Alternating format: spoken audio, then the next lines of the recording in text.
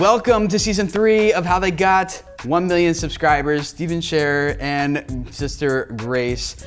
4.5 million subscribers? 4.5 million subscribers. Awesome, and how much time? Less than 2 years. Awesome, and today we're gonna start a new series for you guys, sharing all their best tips, tricks, and tactics of all the behind the scenes stuff that they did to grow their channel from 0 to 4.5 million subscribers. Hey guys, welcome to Video Creators. My name is Tim Schmoyer, and this channel is all about helping you guys grow your YouTube audience so you can spread a message that reaches people and changes their lives. And my kids, especially my son, like totally into your content, and I'm sure you're changing his life. It's just with everything that he's like consuming and watching from you guys, especially because you have this great mission, share the love, right? Tell us the backstory of your channel. How'd you get started? Where did it all come from? So it all started, I always was making YouTube videos growing up, and then I eventually said, hey, I want to actually do YouTube professionally. It was, 2016, November 2016. And so I said, hey, Cardi, you want to do YouTube with me? And he's like, yeah, maybe. He's like, I just got a job building self-driving cars. I don't know if I can leave it. I was like, yeah, but Cardi, if we actually make it on YouTube and we actually like are successful, like this can be your job. He's like, okay, well, how can we be successful on YouTube? There's so many other channels out there. So I said, well, let's take a back-end approach. Let's study what's made up of YouTube, what YouTube's made of. Let's study how you can get a video to perform well and how you can keep a video performing well. So we kind of, we did that. Cardi used his analytical background. I used my marketing and branding background. We kind of combined our two forces together, and less than 2 years later, we're at over 150 billion views and 4.5 million subscribers. Deal, you know, whatever, just like little things. You know, that's awesome.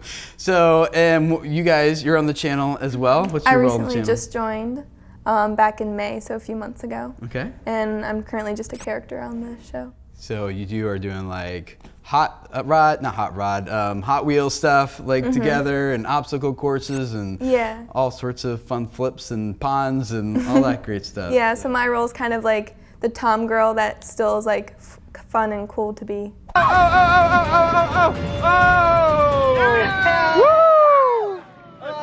So as you guys look back on how you grew your channel past 1 million subscribers, what was like one of the first things you did that felt like really contributed to that growth? First thing was definitely researching the market.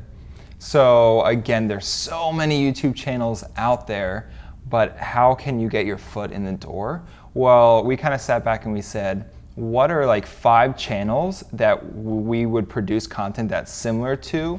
Or what's 5 channels that we think would relate well with our audience? What are they making videos on?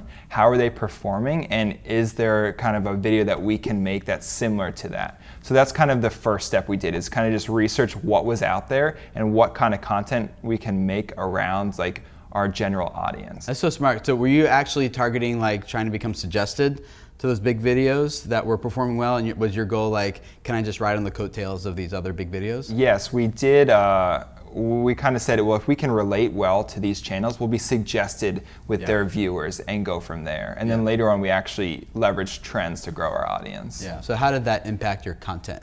Like, did you just try to copy them and do the same thing, or you're like, let's take what they're doing that's working, let's put our unique spin on it, or what did that look like? I would say a little bit of both. I wouldn't say anything's necessarily a copy. Even if you do the exact same thing as someone, it always has your own personal twist and your own way of delivering a message that I don't really consider anything copying. It's like an artwork. Like, you might paint the same painting, but your technique of painting it is different than the other person's technique.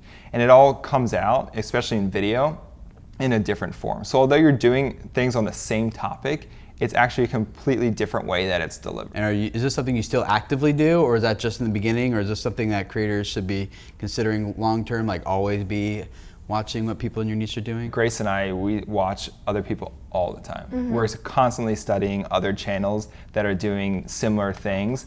A lot of other channels have better ideas than us, and we kind of play off their ideas and go from there. Yeah. I feel like it's kind of a mix. Like, we study other channels to spark our own ideas, but also look at their ideas and see what they're doing as well. And you evaluate like what's working, what's not, and like, what's working for them, and then like their ideas spark other ideas for ours that no one else is doing, and then we can also do our own ideas. Love it. So great. Research is really important, but also doing some keyword research, looking at the trends. Those are also important. Let's come to the next video. Click what you see here on your screen, and we'll keep going in episode number 2.